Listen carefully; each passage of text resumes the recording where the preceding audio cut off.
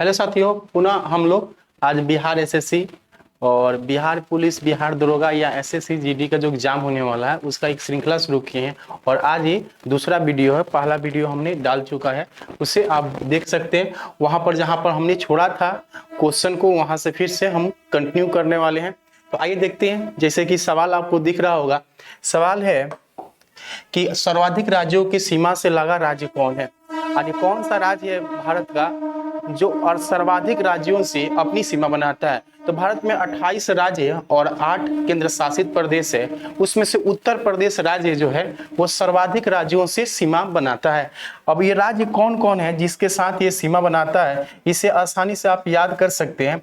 Total राज्य जो है उत्तर प्रदेश जो सीमा बनाता है वो 8 राज्य है और एक यूटी है। यूटी मतलब यूनियन टेरिटरी है दिल्ली। जैसे आप देख रहे हैं, ये आपको राजस्थान जो है, आपको मध्य प्रदेश, छत्तीसगढ़, झारखंड, आपका बिहार, उत्तराखंड, हरियाणा और ये आपको हिमाचल प्रदेश। तो 8 राज्यों से और एक दिल्ली है यूनियन टेरिटरी, उससे क्या बनाता है, सीमा बनाता है आपका उत्तर प्रदेश। तो याद रखेंगे 8 राज्यों से सीमा बनाता है, जबकि राज्य और केंद्र शासित प्रदेश दोनों मिला के पूछेगा तो बताएंगे 9 राज्य, 8 राज्य और एक यूनियन टेरिटरी एंड केंद्र शासित प्रदेश। तो आइए देखते हैं अगला सवाल। देखिए अगला सवाल पूछा हुआ है इतिहास से भी सवाल आपके, खासकर बिहार में जो भी एग्जाम होते हैं तो इतिहास से सवाल ज्यादा रहते हैं, इसलिए इतिहास वाला भी हम प्रश्न रखे हैं। और इसमें साइंस का भी प्रश्न आपको देखने को मिलेगा। जैसे कि एक क्वेश्चन आ चुका था पहले वाले वीडियो में, पुनः एक बार देखेंगे और फिर आगे बढ़ जाएंगे। तो ये कहता है इतिहास के आरंभिक काल को निम्नलिखित में से क्या कहा जाता है। तो इतिहास के आरंभिक काल को जब हम शुरुआत करते हैं, पढ़ने की शुरुआत करते तो इतिहास के जब जानने की बात करते हैं, लेखन कला के आधार पर इतिहास को हम लोग 3 भागों में बांटकर देखते हैं। जिसमें है पहला जो होता है जिसे प्रागैतिहासिक काल कहते हैं। क्या कहते हैं इसे? प्रागैतिहासिक काल कहते हैं। और ये प्रागैतिहासिक काल जो होता है इसी को हम लोग प्री हिस्टोरिकल पीरियड कहते हैं। दूसरा जो होता है जिसे हम लोग क्या कहते हैं, जिसे हम लोग आदि ऐतिहासिक काल कहते हैं। और तीसरा को हम लोग कहते हैं आपको ऐतिहासिक काल कहते हैं। क्या कहते हैं? ऐतिहासिक काल कहते हैं। देखिए इसमें छोटा छोटा बातें हैं जिसे आपको याद रखना होगा। प्राग ऐतिहासिक काल कहने का मतलब हुआ जहां पर केवल व केवल आपको पुरातात्विक ही साक्ष्य मिले हैं, अभी तक लेखन कला यानी लेखन का साक्ष्य, लिखित साक्ष्य कोई नहीं मिला है। इसलिए यहाँ लेखन मिला ही नहीं है तो पढ़ने की बात होती ही नहीं है, क्योंकि मानव के आरंभिक जीवन जो था वो जीवन अस्थिर था, यानी स्थिर जीवन नहीं था। तो इसलिए वो तो लेखन का काम कर ही नहीं सकते। इसलिए प्रागैतिहासिक काल जो होता है जिसमें लेखन की कोई बात नहीं की गई, यानी लिखित साक्ष्य कुछ नहीं मिला हुआ, यानी इसमें केवल पत्थर या वस्तुओं को देखकर ही अनुमान लगाया जाता है। इसलिए इसे हम लोग पाषाण काल कहते हैं। इसके अंतर्गत हम लोग किसके बारे में जानते हैं? पाषाण काल। इसी को हम लोग स्टोन एज कहते हैं। क्या कहते हैं इसे? स्टोन एज कहते हैं, यानी पत्थर वाला युग कहते हैं। ठीक है, तो ये पाषाण काल जो होता है। और जब हम पाषाण काल के बारे में पढ़ते हैं तो पाषाण काल के बारे में उसे काल और समय के अनुसार जब बांटते हैं तो उसमें 3 भागों में बांट कर पढ़ते हैं। पूरा पाषाण काल, मध्य पाषाण काल और नव पाषाण काल। देखिए पूरा पाषाण काल जो होता है, एक होता है पूरा पाषाण काल, दूसरा होता है मध्य पाषाण काल और तीसरा होता है नव पाषाण काल। देखिए पूरा पाषाण काल ये मानव के आरंभिक जीवन माना जाता है। जो मानव की शुरुआत होती है, आरंभिक जीवन को हम लोग पूरा पाषाण काल के अंतर्गत ही पढ़ते हैं, जिसमें मानव का जीवन जो था वो अस्थिर था। ठीक है, और इस समय ये लोग ऑक्टेक और खाद्य संग्रह का काम करते थे। इसी समय आपको पहली बार आग का खोज हुआ था, यानी आग की जानकारी इन लोगों को हुआ था। तो आग की खोज भी किस काल की देन है? तो आप बताएंगे पूरा पाषाण काल की। ठीक है, जबकि मध्य पाषाण काल की बात कहा जाए तो मध्य पाषाण काल में क्या हुआ कि मानव के जीवन खाद्य संग्रह के साथ साथ ये लोग पशुपालन करना क्या कर दिए, शुरू कर दिए। तो पशुपालन की शुरुआत मध्य पाषाण काल में शुरू हो जाती है, जबकि नव पाषाण काल में पशुपालन के साथ साथ कृषि कार्य करना क्या करते हैं, शुरुआत करते हैं। जैसे सवाल पूछता है कि कृषि का प्रथम साक्ष्य कहाँ से मिलता है? मेहरगढ़। तो मेहरगढ़ जो हो या कोल्डिवा हो या बुर्ज के नाम सुनते होंगे, ये सब नव पाषाण कालीन है। क्या है? नव पाषाण काल का है। जैसे बिहार में चिरांद है जहां से हड्डी का अवशेष मिला है छपरा में, तो ये ये सब नवपाषाण काल की बात करता है। तो सवाल पूछता है इतिहास के आरंभिक काल हम लोग निम्नलिखित में से क्या कहा जाता है, आरंभिक काल किसे कहा जाता है? तो आंसर हो जाएगा आपको पूरा पाषाण काल। क्या हो जाएगा? पूरा पाषाण काल। वीडियो को 1-2 बार देखेंगे तो याद हो जाता है। आइए देखते हैं अगले सवाल। देखिए अगला सवाल है कि भगवान जो महावीर किस नदी के किनारे इन्हें ज्ञान की प्राप्ति हुई थी? तो महावीर जो थे ये जैन धर्म के, आपको पता ही होगा, ये 24वें तीर्थंकर थे। जैन धर्म के ये 24वें तीर्थंकर थे। जैन धर्म में टोटल तीर्थंकर जो हुए थे 24 हुए थे, यानी ये अंतिमवें तीर्थंकर थे। क्या थे? अंतिमवें तीर्थंकर थे महावीर स्वामी, जिनका जन्म 540 बीसी में आपको यही बिहार में ही हुआ था, आपको कुंडग्राम वैशाली में। कहाँ हुआ था? कुंडग्राम वैशाली में हुआ था। इसे आप याद रख सकते हैं, कुंडग्राम वैशाली में इनका जन्म हुआ था और मृत्यु भी यहीं पर हुआ था 72 वर्ष की उम्र में। यानी 72 वर्ष की उम्र में कहा जाए तो 468 बीसी में इनकी क्या हुई थी? मृत्यु हुई थी पावापुरी में। तो ये भी बिहार में ही है, पावापुरी में। कितने वर्ष के पे? तो 72 वर्ष पे। अब सवाल है कि महावीर स्वामी को ज्ञान की प्राप्ति किस नदी के किनारे हुआ था? तो आपको पता है कि महावीर स्वामी जो थे वो 12 वर्षों तक क्या किए थे? तपस्या किए थे। यानी कहने का मतलब 12 वर्ष की तपस्या किए थे। 30 वर्ष की उम्र में घर से निकलने के बाद ये 12 वर्ष की तपस्या के बाद इन्हें ज्ञान की प्राप्ति हुई थी, ऐसा कहा जाता है। आपको पता होगा कि ये साल वृक्ष के नीचे आपको ऋजुपालिका नदी के तट पर इन्होंने कठोर तपस्या किया और तपस्या के बाद ही इन्हें हम लोग कैवल्य, इन्हें क्या नाम दिया गया है? कैवल्य या निग्रंथ या इन्हें जीन नाम दिया गया था। ये 3 नामों से इनको पुकारा जाता है, कैवल्य, निग्रंथ या जीन के नाम से इन्हें जाना जाता है। कैवल्य, जीन मतलब विजेता, निग्रंथ मतलब बंधनी, कैवल्य मतलब ज्ञानी, यानी ये सब नामों से इनको पुकारा जाता है। तो आंसर क्या हो जाएगा आपका? ऋजुपालिका। क्या हो जाएगा? ऋजुपालिका नदी का तट हो जाएगा इसका आंसर। ठीक है, इसे याद रखेंगे। अब फाल्गु नदी के किनारे किनको ज्ञान की प्राप्ति हुई थी? तो आपको याद रखेंगे गौतम बुद्ध को। इनकी हुई थी गौतम बुद्ध की ज्ञान की प्राप्ति किस नदी किनारे हुआ था? फाल्गु नदी के किनारे, जो गया में है। और ये गंडक नदी से सवाल एक पूछ देता है। गंडक नदी को हम लोग सादा नीरा कहते हैं। क्या कहते हैं? सादा नीरा कहते हैं, जो नेपाल हिमालय से निकलती है।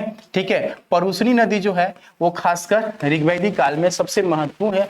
परुसनी को ही हम लोग रावी नदी के नाम से जानते हैं। किस नाम से जानते हैं? रावी नदी के नाम से अभी हम लोग जानते हैं। तो ये सब सवाल हैं जिसे आप याद रख सकते हैं। आइए देखते हैं अगले सवाल की ओर। देखिए अगला सवाल है कि 1025 में प्रसिद्ध सोमनाथ मंदिर पर हमला और लूटपाट किसने किया था? तो पहले सवाल है कि ये सोमनाथ मंदिर है कहाँ पे? तो याद रखेंगे सोमनाथ मंदिर जो है ये सौराष्ट्र में है। कहाँ पे? सौराष्ट्र, जिससे अभी ये सौराष्ट्र प्रांत यानी ये गुजरात में। कहाँ पे? गुजरात में। ठीक है। देखिए ये मोहम्मद गजनवी जो था, महमूद गजनी महमूद लिखा हुआ, महमूद गजनवी जो था वो भारत में कुल मिलाकर 17 बार आक्रमण किया था। खासकर वो भारत की आर्थिक स्थिति बहुत ही मजबूत थी। यहाँ धन लूटना और धन लूटने के साथ साथ इनका प्रयास था इस्लाम धर्म की प्रचार करना। तो मोहम्मद गजनवी जो थे वो 17 बार भारत में आक्रमण किए थे। पहली बार जो 1001 में जो आक्रमण किए थे वो जयपाल के विरोध किए थे और अंतिम आक्रमण जो था उनका 1027 में उसका अंतिम आक्रमण था जाटों के विरुद्ध। इसी में 1025 में जो उन्होंने क्यों कहा जाए, उन्होंने कहना गलत है, उसने किया था क्योंकि ये आक्रांता था और ये आक्रांता वाला ही काम करने वाले व्यक्ति को ऐसे शब्दों से नहीं प्रयोग किया जाता है। तो 1025 में यह हमला किया था सोमनाथ मंदिर पर और सोमनाथ मंदिर से सबसे ज्यादा खजाना यहां से वो लूट कर ले गया था। तो 1025 में इसने हमला किया था। और ये याद रखेंगे 1025 में जब हमला किया था तो वहां सोलंकी वंश के राजा थे। कौन था? सोलंकी वंश के शासक था, जो इसे बचाने में क्या हो गया था? असमर्थ हो गया था। क्या होता? असमर्थ था, इसलिए यहां से धन लूट कर वो लेकर चला गया था। ठीक है, ये याद रखेंगे। अब देखिए मोहम्मद गौरी जो था वो इसके बाद आक्रमण किया था, आपको मोहम्मद गजनवी के बाद ये दूसरा था जो तुर्क से आक्रमण किया था भारत में। नादिर शाह से एक सवाल पूछता है कि नादिर शाह को ईरान का नेपोलियन कहा जाता है और इसने भारत पर आक्रमण जब किया था तो यहाँ से मयूर सिंहासन जो था जिसे तख्त ताउस कहा जाता था वो मोहम्मद शाह रंगीला से लेकर चला गया था ईरान, इसे ईरान का नेपोलियन कहा जाता है। तो ये भी सवाल आप याद रख सकते हैं। आगे देखते हैं अगले सवाल की ओर। अगला सवाल है कि शेर शाह सूरी द्वारा जारी किया गया चांदी के सिक्के को क्या कहा जाता है। तो आपको याद होगा कि शेर शाह सूरी जो था वो भारत में द्वितीय अफगान वंश की स्थापना इन्होंने किया था। पहले अफगान वंश की स्थापना जो किया था बहलोल लोदी ने किया था जिसे लोदी वंश कहते हैं, और द्वितीय अफगान वंश की स्थापना शेर शाह सूरी किया था जिसे शेर खां के नाम से भी हम लोग जानते हैं, जो सासाराम से था। कहां से था? सासाराम से था, जो हुमायूं को पराजित करके आपको दिल्ली के गद्दी पर बैठा था। तो हुमायूं को उसने चौसा का युद्ध चौसा जो बिहार में चौसा का युद्ध में भी हराया था इसे, ठीक है। और दूसरा बेलग्राम या हम लोग कनौज के युद्ध कहते हैं, तो बेलग्राम या कनौज के युद्ध में आपको हुमायूं को 2 बार ये पराजित कर दिया था। इसके बाद बेलग्राम या कनौज के युद्ध के बाद इसने क्या किया था, आपको दिल्ली के गद्दी पर बैठ गया था शेर शाह सूरी। शेर शाह सूरी के द्वारा कबूलियत और पाटा नामक प्रथा चलाई गई थी जो बहुत ही लोकप्रिय थी, और इसके द्वारा जारी किए गए चांदी के सिक्का को रुपया कहा गया था। एक सवाल और भी पूछ देता है कि गुप्त काल में चंद्रगुप्त द्वितीय जो था जिसे विक्रमादित्य भी कहा जाता है, क्या कहा जाता है? विक्रमादित्य कहा जाता है। विक्रमादित्य भी जो था इसने भी शकों को पराजित करने के बाद आपको चांदी का सिक्का जारी किया था। किसका? चांदी का सिक्का जारी किया था जिसे रुपयक नाम दिया गया था। क्या दिया गया था? रुपयक, यहाँ पर लिखा हुआ है रुपया, देख लीजिएगा। और फिर गुप्त काल में ही सोना का जो सिक्का था, यहाँ सोने का सिक्का आपको सर्वाधिक जारी किया गया था। जैसे सवाल पूछता है कि सोना का सिक्का सर्वाधिक किस काल में जारी किया गया था, तो आप बताएंगे गुप्त काल में जारी किया गया था, जिसे दिनार कहा जाता था। या आप बोल सकते हैं सबसे पहले जो सोने का सिक्का भारत में जारी किया गया था यूनान या ग्रीक यूनानी शासक या हिंद यमन शासकों के द्वारा जारी किया गया था, जबकि शुद्ध सोने का सिक्का जारी किया गया था कुषाण शासकों के द्वारा। शुद्ध सोना जो होता है वो कितने कैरेट का होता है, ये भी सवाल कहीं पूछ दे तो बताएंगे 24 कैरेट का। शुद्ध सोना कितने कैरेट का होता है, तो 24 कैरेट का शुद्ध सोना होता है। आइए देखते हैं अगला सवाल। अगला सवाल है कि किस पुर्तगाली गवर्नर ने ब्लू वाटर पॉलिसी की शुरू किया था। देखिए ब्लू वाटर पॉलिसी जो लाया गया था वो आपको फ्रांसीसी डी अल्मेडा के द्वारा लाया गया था। ये 1505 ईस्वी में आपको पुर्तगाली कंपनी का गवर्नर बना था। ये पुर्तगाली कंपनी का गवर्नर बना था। इसने हिंद महासागर में अपना नियंत्रण स्थापित करने के लिए इन्होंने एक ब्लू वाटर पॉलिसी लाया था। इस सवाल हमेशा पूछता है। तो पुर्तगाली कंपनी का पहला गवर्नर जो था फ्रांसीसी डी अल्मेडा, यहीं से याद रखेंगे अल्फांसो डी अल्बुकर्क से एक सवाल याद रखेंगे। अल्फांसो डी अल्बुकर्क जो था ये सवाल पूछता है कि पुर्तगाली कंपनी का भारत में वास्तविक संस्थापक कौन था। याद रखेंगे पुर्तगाली कंपनी का भारत में जो ज्यादा विस्तार किया, उसे आगे बढ़ाने का काम किया, वो था अल्बुकर्क। तो पुर्तगाली कंपनी का वास्तविक संस्थापक किसे माना जाता है भारत में, तो वास्तविक संस्थापक जो माना जाता है वो आपको अल्बुकर्क को माना जाता है। इसने क्या किया था आपको पता होगा कि 1510 में बीजापुर के जो शासक था, बीजापुर के शासक यूसुफ आदिल शाह, बीजापुर के शासक जो थे उनका नाम था यूसुफ आदिल शाह, और यूसुफ आदिल शाह से इसने क्या कर दिया, गोवा को जीत लिया था। यूसुफ आदिल शाह से गोवा को जीत लिया था। क्या कर लिया था? गोवा को जीत लिया था। और बाद में इन्होंने राजधानी कहाँ बनाया, नीनो डी कुन्हा जो था वो बाद में गोवा को ही अपना क्या बनाया, मुख्यालय बनाया था। यानी गोवा को ही बाद में क्या बना लिया, मुख्यालय बना लिया था। ये भी आप याद रख सकते हैं। एक सवाल ये भी है कि पुर्तगाली कंपनी ने अपना पहला व्यापारी कोठी कहाँ खोला था, तो कोचीन में खोला था। ये भी याद रखेंगे। कहाँ खोला था? कोचीन में खोला था 2 में, ये भी याद रखिए। पुर्तगाल से आने वाला पहला व्यक्ति का नाम था वास्को डी गामा, जो 17 मई 1498 ईस्वी में आया था। भारत के पश्चिमी तट के आपको कालीकट बंदरगाह के पास आया था, जहां के स्थानीय शासक जुमरीन ने क्या किया था, वास्को डी गामा का भव्य स्वागत किया था। और वास्को डी गामा भारत में 3 बार आया था। यूरोप से आने वाली कंपनियों के क्रम में सबसे पहले आया था पुर्तगाली कंपनी, और सबसे लास्ट में कौन गया, पुर्तगाली कंपनी गया। आपको पता है कि आजादी के बाद भी 1961 तक गोवा किसके अधिकार में था, पुर्तगालियों के था। और 1510 में जो अधिकार किया वो 1961 तक था। लंबे समय तक गोवा में प्रभाव रहा पुर्तगालियों का। आइए देखते हैं अगला सवाल।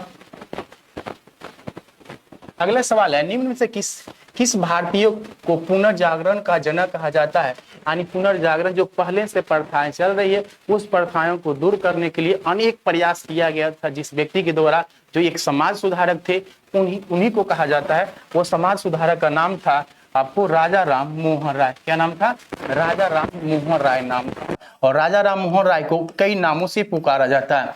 आपको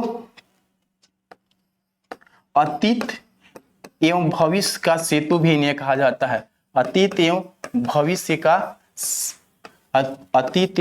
का सेतु कहा जाता है, इन्हीं को कहा जाता है। या भारतीय पत्रकारिता का अग्रदूत भी कहा जाता है। इन्हें भारतीय पत्रकारिता का अग्रदूत कहा जाता है, अग्रदूत कहा जाता है। इनके द्वारा 2 प्रमुख पत्रिका जो चर्चा में रहता है, मिरातुल अखबार, याद रखेंगे, एक है मिरातुल अखबार और एक याद रखेंगे संवाद कौमुदी। क्या याद रखेंगे, संवाद कौमुदी। ये 2 पत्रिकाएं थी जो बहुत ही महत्वपूर्ण थी।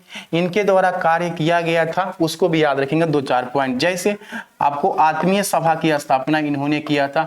आत्मीय सभा की स्थापना जो किया था ये बहुत महत्वपूर्ण था, जो 1815 में किया था। इन्होंने वेदांत सोसाइटी बनाया था, वेदांत सोसाइटी बनाया था, ये भी एग्जाम में पूछता है। इसके अलावा इन्होंने कलकत्ता में एक हिंदू कॉलेज बनाए थे। हिंदू कॉलेज किसके सहयोग से बनाए थे, हिंदू कॉलेज तो एक फ्रांसीसी था, डेविड के सहयोग से बनाए थे। इसके अलावा भारत में ब्रह्म समाज, याद रखेंगे, ब्रह्म समाज जो बनाया गया था इन्हीं के द्वारा बनाया गया था। ब्रह्म समाज के जो इन्होंने स्थापना किया था 1828 ईस्वी में, ये भी एग्जाम में खूब पूछता है। इन्होंने सती प्रथा, ठगी प्रथा का विरोध किया था। इन्हीं के सहयोग से सती प्रथा को रोक लगाया गया था 1829 में, जब भारत के governor general Lord William Bentinck बने तब। तो लॉर्ड विलियम बेंटिक के द्वारा भारत में सती प्रथा को प्रतिषेध किया गया, नहीं रोका गया, इन्हीं के सहयोग से। तो इसे याद रख सकते हैं। दयानंद सरस्वती जो थे, जो आर्य समाज के संस्थापक थे, याद रखेंगे। और आधुनिक युग के सबसे बड़े विद्वानों में से एक है स्वामी विवेकानंद, जो भारत की ओर से प्रतिनिधि के रूप में, आपको पता होगा कि 1893 में शिकागो में विश्व धर्म सम्मेलन जो हुआ था उसी में स्वामी विवेकानंद ने भाग लिया था। यहाँ से सवाल पूछता है कि विवेकानंद जो थे इनके गुरु का नाम क्या था, ठीक है। तो इनके गुरु के नाम से ही आपको एक मिशन शुरू किया गया था जिसका नाम था रामकृष्ण मिशन। इनके गुरु जी का नाम था रामकृष्ण, क्या नाम था, रामकृष्ण। इनका मूल नाम जो था वो नरेंद्र दत्त था। क्या था, नरेंद्र दत्त। और जब ये विश्व धर्म सम्मेलन में भाग लेने के लिए जब जा रहे थे, कहाँ, आपको अमेरिका जा रहे थे, तो उसी समय खेतरी के महाराज जो थे, खेतरी के राजा, उनका नाम था अजीत सिंह। क्या नाम था, अजीत सिंह। और अजीत सिंह ने ही इनका नाम दिया था विवेकानंद। और ये भी याद रखें कि सवाल खूब पूछता है कि 12 जनवरी को कौन सा दिवस मनाया, तो इन्हीं के जन्मदिन पर 12 जनवरी को नेशनल यूथ डे मनाया जाता है। क्या मनाया जाता है, नेशनल यूथ डे मनाया जाता है। ज्योतिबा फुले भी एक समाज सुधारक थे। क्या थे, समाज सुधारक थे ज्योतिबा फुले, ठीक है। सत्य शोधक समाज, याद रखिएगा, सत्य शोधक समाज के संस्थापक कौन थे,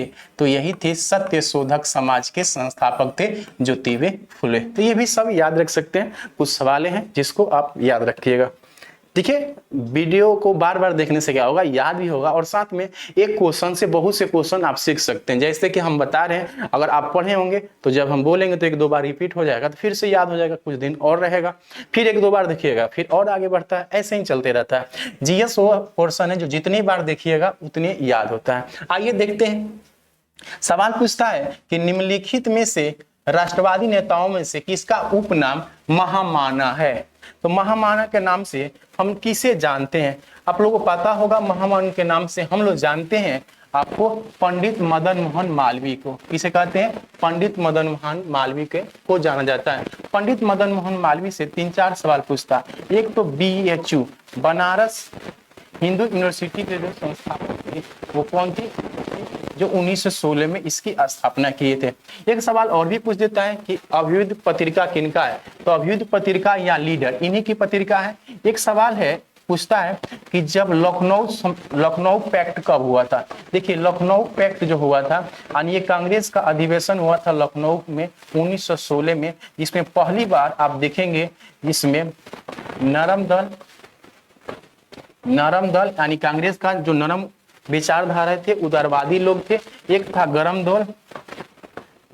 दल जिसमें लाला लाजपत राय हो, बिपिन चंद्र पाल हो, अरविंद घोष हो या बाल गंगाधर तिलक थे, और एक मुस्लिम लीग। तीनों जो था वो एक मंच पर आया था इसी लखनऊ पैक्ट में, जिसका विरोध करने वाला व्यक्ति यही थे। ठीक है, तो सवाल पूछता है कि लखनऊ पैक्ट में जब नरम दल, गरम दल और मुस्लिम लीग तीनों एक ही मंच पर आए थे, जिसकी अध्यक्षता आपको कौन कर रहे थे, ये भी सवाल पूछ देता है। तो अंबिका चंद्र मजूमदार कर रहे थे, उसका विरोध किसने किया था? पंडित मदन मोहन मालवीय ने। ये दादा भाई नौरोजी वाला भी ऑप्शन देख लीजिए, यहाँ से सवाल पूछता है भारत का बायोब्रीथ किसे कहते हैं, यानी grand old man of India किसे कहा जाता है। तो ये भी सवाल आपसे पूछता है, grand old man of India किसे कहा जाता है, तो इन्हीं को कहा जाता है, भारत के बायोब्रीथ इनको कहा जाता है। इसे याद रखेंगे इनको। दादा भाई नौरोजी जो थे वो कांग्रेस का, इंडियन नेशनल कांग्रेस का 3 बार अध्यक्षता किए थे। ये पहले भारतीय थे जो ब्रिटिश के संसदीय प्रणाली में, ब्रिटिश के हाउस ऑफ कॉमन्स का में चुनाव जीतने वाले पहले भारतीय थे। और इनकी एक पुस्तक जो है poverty on British rule in India इनकी पुस्तक है, जिसमें पहली बार इन्होंने भारत के राष्ट्रीय आय के बारे में जानकारी दिया था और साथ में गरीबी का आकलन किया था। किसकी आकलन किया था? तो गरीबी का आकलन किया था इन्होंने। ये भी सवाल आपसे पूछ लिया जाता है, गरीबी का आकलन किया था। और इंडियन नेशनल कांग्रेस के प्रथम पार्टी अध्यक्ष थे। सवाल पूछता है इंडियन नेशनल कांग्रेस के प्रथम पार्टी अध्यक्ष कौन थे? दादा भाई नौरोजी थे। ये भी एक उदारवादी नेता थे। कांग्रेस के क्या थे? उदारवादी नेता थे। आपको पता है कांग्रेस की स्थापना जब हुई थी 1885 ईस्वी में मुंबई में हुई थी, और मुंबई के बाद जब कांग्रेस का दूसरा अधिवेशन जो हुआ था कलकत्ता में, तो उसकी अध्यक्षता इन्होंने किया था। सुरेंद्र नाथ बनर्जी जो थे ये भी कांग्रेस का ही एक नेता थे जो उदारवादी प्रवृत्ति के थे। और ये बंगाल विभाजन जब हुआ था आपको 16 अक्टूबर 1905 को, उस समय बंगाल विभाजन में जो स्वदेशी आंदोलन चल रहा था उसका नेतृत्व कौन किया था? सुरेंद्र नाथ बनर्जी। क्योंकि पता है कि बंगाल विभाजन की घोषणा जब हुई थी आपको 20 जुलाई 1905 को, उसके बाद ही भारत में आपको 7 अगस्त 1905 से स्वदेशी आंदोलन की क्या हो जाती है? बंगाल में शुरुआत होती है। उसका नेतृत्व कौन कर रहे थे? तो सुरेंद्र नाथ बनर्जी कर रहे थे। डॉक्टर श्री कृष्ण सिंह कौन है? तो याद रखेंगे डॉक्टर श्री कृष्ण सिंह बिहार के प्रथम मुख्यमंत्री थे। क्या थे? मुख्यमंत्री थे। और बिहार में जब व्यक्तिगत सत्याग्रह चलाया जा रहा था तो व्यक्तिगत सत्याग्रह, प्रथम व्यक्तिगत सत्याग्रही कौन थे? तो श्री कृष्ण सिंह थे बिहार में ही।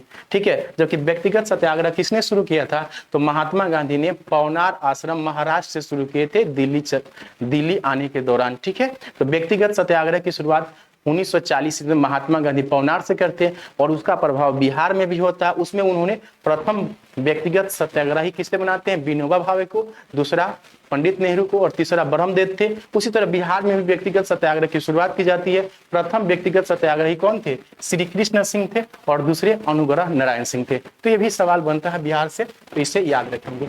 आइए देखते हैं अगले सवाल की ओर बढ़ते हैं। अगला सवाल है, ये सवाल जो है ये गीता रहस्य एक पुस्तक के बारे में बताया जा रहा है कि गीता रहस्य पुस्तक गीता रहस्य नामक ग्रंथ किसके द्वारा लिखी गई थी?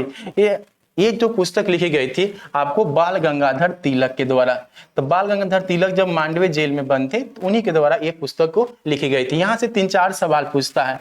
गीता रहस्य इन्हीं की पुस्तक है। भारत में इन्होंने एक याद रखेंगे, इनकी 2 पत्रिका भी एग्जाम में खूब पूछता है। पहले पत्रिका हम लिख देते हैं।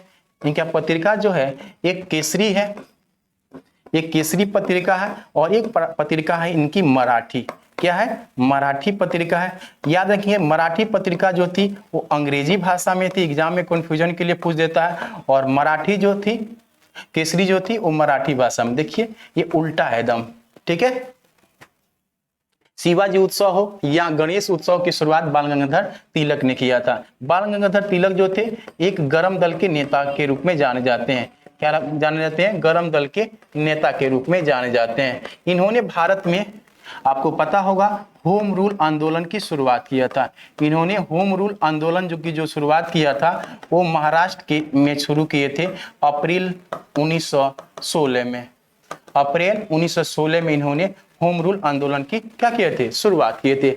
बाद में चलकर सितंबर महीने में होम रूल की शुरुआत एनी बेसेंट के द्वारा भी शुरू किया गया था, वो मद्रास के क्षेत्रों में से। तो उनका प्रभाव पूरे देशों में था, जबकि इनके होम रूल आंदोलन का प्रभाव महाराष्ट्र के आसपास के क्षेत्रों में ज्यादा था। तो दोनों नेताओं ने, एनी बेसेंट और इन दोनों ने होम रूल की आंदोलन की शुरुआत की। ये की थी सितंबर 1916 में इन्होंने शुरू किया था। और इनसे एक सवाल पूछता है कि इंडियन नेशनल कांग्रेस की प्रथम महिला अध्यक्ष कौन थी? तो एनी बेसेंट थी। ये कब बनी थी? 1917 कलकत्ता के कांग्रेस अधिवेशन में। ये सवाल खूब पूछा जाता है कि इंडियन नेशनल कांग्रेस की प्रथम महिला अध्यक्ष कौन थी? Annie Besant. एनी बेसेंट अपने देश की नहीं रहने वाली थी, आयरलैंड की रहने वाली थी। और आयरलैंड के उन्होंने आंदोलन की शुरुआत की, यानी अपना शासन की शुरुआत करने के लिए आंदोलन की शुरुआत किया था सितंबर में, जब अप्रैल में ही शुरू। ये याद रखेंगे। गोपाल कृष्ण गोखले से एक सवाल पूछ देता है कि भारत सेवक समाज के संस्थापक कौन थे? ये सवाल खूब आता है। भारत सेवक समाज, तो भारत सेवक समाज के संस्थापक जो थे वो गोपाल कृष्ण गोखले थे। भारत सेवक समाज की स्थापना इन्होंने 1905 में किया था। ये कहाँ? महाराष्ट्र में किए थे। और 1905 में कांग्रेस का अधिवेशन कहाँ हुआ था? बनारस में हुआ था, जिसकी अध्यक्षता कौन किए थे? गोपाल कृष्ण गोखले ही ने किया था। और गोपाल कृष्ण गोखले जो है वो महात्मा गांधी के क्या थे? राजनीतिक गुरु थे। ये भी आप याद रखेंगे। विनोबा भावे से एक सवाल पूछ देता है कि भारत में भूदान आंदोलन के नेता कौन थे? तो भारत में भूदान आंदोलन किसने शुरू किया था? भूदान आंदोलन। तो भूदान आंदोलन के नेता कौन थे? विनोबा भावे। ये भी याद रखेंगे। व्यक्तिगत सत्याग्रह जो शुरुआत किया गया था, तो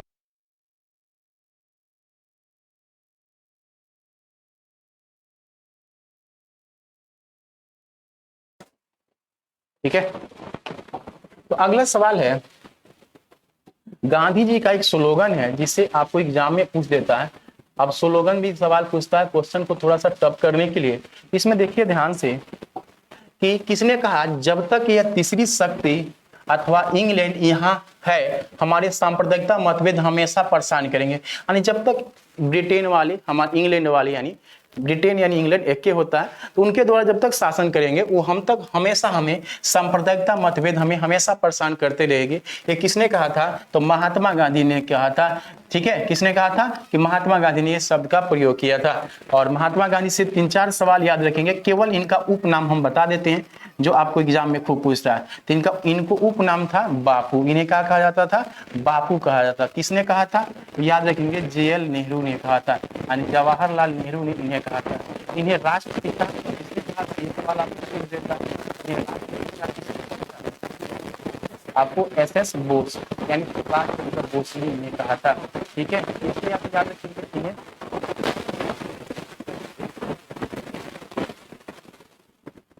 भिखारियों का राजकुमार, भिखारियों का राजकुमार इन्हें कहा जाता है। भिखारियों का राजकुमार इन्हें किसने कहा था? याद रखेंगे, पंडित मदन मोहन मालवीय ने कहा था। पंडित मदन मोहन मालवीय ने एग्जाम के लिए खास है। पंडित मदन मालवीय ने इन्हें भिखारियों का राजकुमार कहा था। एक बात और भी पूछ लेता है, इन्हें अर्धनग्न फकीर किसने कहा था? अर्धनग्न फकीर, याद रखेंगे, अर्धनग्न फकीर जो कहा था उस व्यक्ति का नाम था विंस्टन चर्चिल। उनका नाम था विंस्टन चर्चिल। याद रखेंगे, विंस्टन चर्चिल जो थे वो इनका नाम दिए थे, विंस्टन चर्चिल। और इनका दोस्त था फ्रैंक मोर। तो फ्रैंक मोरे ने दिया था इनको ये नाम, ये भी आप याद रख सकते हैं, ठीक है। या इन्हें वन मैन बाउंड्री फोर्स भी कहा जाता है। ये सवाल बन जाता है वन मैन बाउंड्री फोर्स। तो वन मैन बाउंड्री फोर्स इन्हें कौन कहा था, ये सवाल आप याद रखेंगे। तो वन मैन बाउंड्री फोर्स जो कहा था वो लॉर्ड माउंटबेटन कहा था। किसने कहा था? लॉर्ड माउंटबेटन ने कहा था। तो कुछ उपनाम ही केवल बता दिए, क्योंकि इनकी जानकारियां इतनी अपार है। इनसे संबंधित एक बहुत बड़ा ही वीडियो बनाए हुए हैं 2 अक्टूबर गांधी जी की जयंती पर। तो उस वीडियो को देखेंगे, बहुत सी जानकारियां हैं, कैसे इनकी पढ़ाइयाँ हुई, कैसे गए साउथ अफ्रीका में, साउथ अफ्रीका से भारत आकर कैसे सर्जेंट के रूप में काम किए, भारत में खेरा आंदोलन हो, अहमदाबाद मिल मजदूर आंदोलन हो, चंपारण सत्याग्रह हो, असहयोग आंदोलन हो, या बेलगांव में कांग्रेस की अध्यक्षता हो, सबने आज्ञा आंदोलन हो, भारत छोड़ो आंदोलन हो, या व्यक्तिगत सत्याग्रह चलाए थे उसके बाद भारत छोड़ो आंदोलन हो, या उसके बाद 30 जनवरी 1948 में इनकी जब नथुराम गोडसे के द्वारा हत्या की दी, वहां तक की कहानियां बहुत अच्छे से बताए हुए हैं। तो उस वीडियो में आप देख सकते हैं। अगला सवाल है, देखेंगे अगला सवाल जो है ये इकोनॉमी से सवाल है। कहता है कि निम्नलिखित में से मांग के सिद्धांत का अपवाद है। देखिए, मांग के सिद्धांत का अपवाद कौन है इसमें? तो मांग के सिद्धांत में कहा जाता है कि एक सवाल आप याद रखेंगे हमेशा कि मांग के सिद्धांत में कहा जाता है कि जैसे किसी वस्तु की मांग बढ़ती है, किसी वस्तु की मांग बढ़ती है, तो मांग जैसे ही बढ़ती है उसकी क्या रहती है? कीमत क्या रहती है? बढ़ जाती है। और कीमत बढ़ती है तो मांग भी बढ़ती है। लेकिन कुछ ऐसे वस्तुएं हैं जो लोग की सोचती है, वो वस्तुएं मांग बढ़े या कोई खास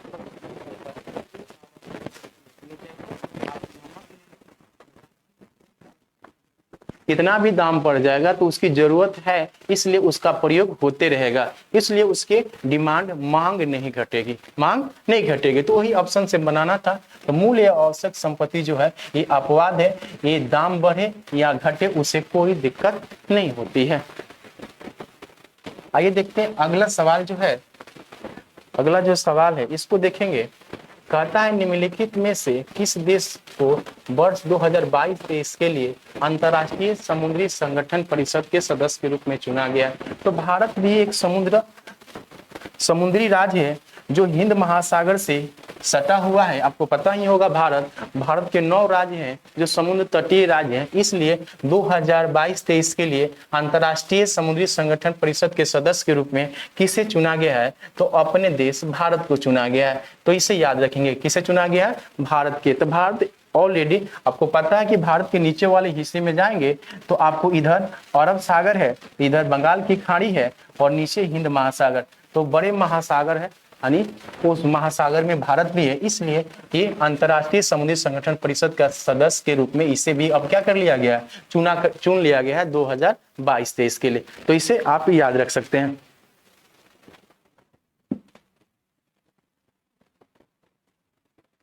ठीक है, तो फिर हम लोग अगले वीडियो में जब मिलेंगे तो इसे आगे कंटिन्यू करेंगे। थोड़ा छोटे छोटे वीडियो के क्लिप के साथ ही आगे बढ़ रहे हैं। फिर आगे हम लोग जैसे आप लोग का सपोर्ट जैसे मिलेगा फिर हम लोग आगे बढ़ेंगे। ठीक है, तो मिलते हैं अगले वीडियो के साथ। Thank you.